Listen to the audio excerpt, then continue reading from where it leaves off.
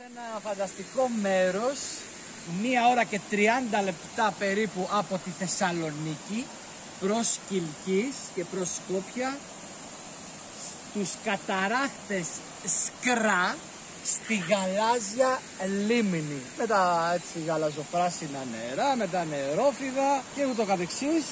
Και πάμε να δούμε αν θα έχουμε τα άντερα να κάνουμε βουτιά μέσα στη γάλαζια λίμνη και μέσα στους καταράχτες. Εδώ ο κύριος Βατραχάκος, νάτος, ο κύριος Βατραχάκος, ο οποίος θα κάνει το άλμα. Νάτο, θα κάνει το άλμα.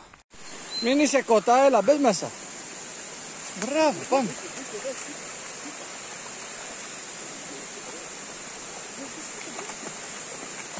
Μπράβο, μπράβο. Μπράβο.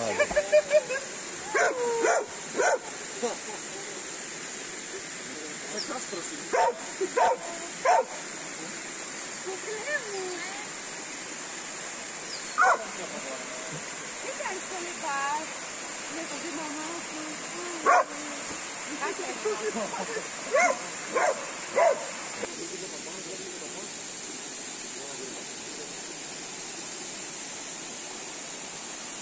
Φοβερό τοπίο εκεί οι καταράστες, αλλά τα νερά είναι παγωμένα.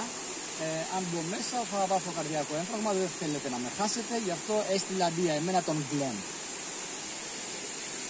Λοιπόν, εδώ με τον γίγαντα, με τον Κωστάρα, ο οποίος με παρακολουθεί από εποχές Nova Sport 6.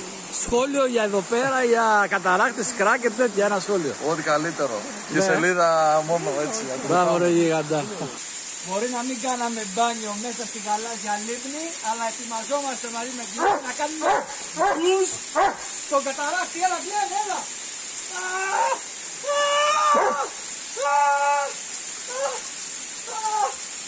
Βαγωμένο! Έλα Γκλέμ, έλα!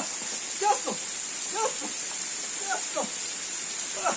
Έτος κι άλλος, έτος κι άλλος μέσα!